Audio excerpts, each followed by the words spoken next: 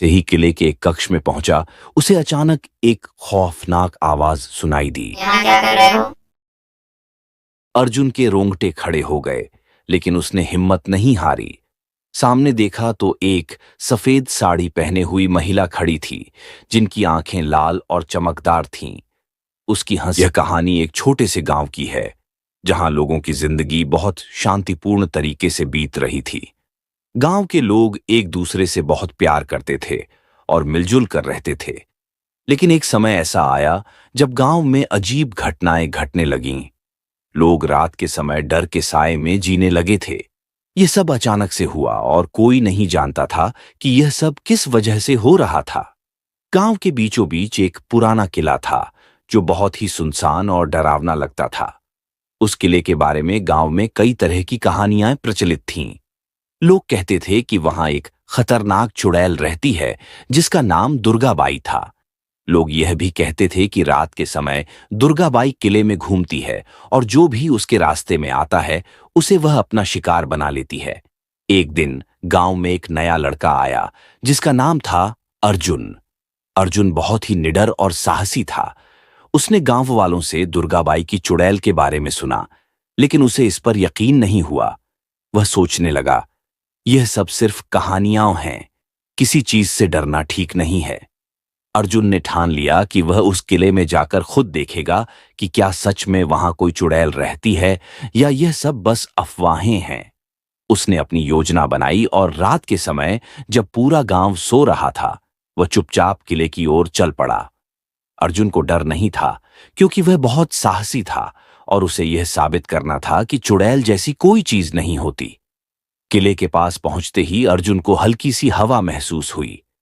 उसकी धड़कनें तेज हो गईं, लेकिन उसने हिम्मत नहीं हारी। किला बहुत बड़ा और भुतहा नजर आ रहा था।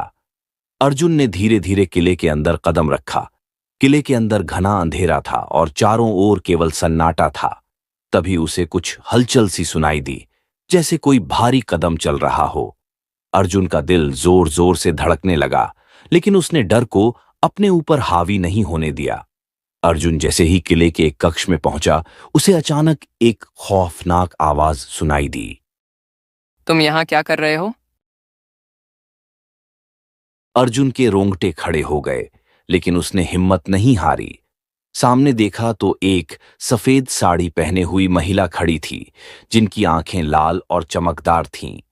उसकी हंसी में एक अजीब सी खौफ थी। अर्जुन समझ गया कि यह वही चुड़ैल थी जिसका लोग डरते थे। अर्जुन ने डरते हुए पूछा, तुम दुर्गाबाई हो? हाँ, मैं ही हूँ। दुर्गाबाई ने घनी आवाज में कहा, तुम यहां क्यों आए हो? क्या तुम भी मेरी तरह दूसरों को डराना चाहते हो?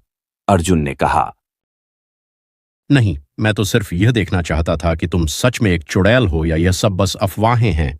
दुर्गाबाई ने अर्जुन को घूरते हुए कहा, तुमने मेरी ताकत का मजाक उड़ाया है, लेकिन अब तुम नहीं बच पाओगे। और फिर वह तुरंत हवा में उड़ गई। अर्जुन को समझ में आ गया कि अब उसे अपनी जान बचानी होगी। उसने डरते हुए पीछे मुड़ने की कोशिश की, लेकिन रास्ता एकदम बंद हो चुका था। दुर्गाबाई ने अपनी ताकत से किले को पूरी तरह से बंद कर दिया था। अर्जुन की स्थिति बहुत ही खतरनाक हो गई थी। वह समझ गया कि उसे इस संकट से बाहर निकलने के लिए कुछ खास करना होगा। अर्जुन ने दुर्गाबाई से कहा, मैं मानता हूं कि हर आत्मा को शांति मिलनी चाहिए। तुम्हारी आत्मा को भी शांति की आवश्यकता है, ताकि तुम्हारा जीवन और तुम्हारी शक्तियां लोगों की भलाई के लिए काम आए।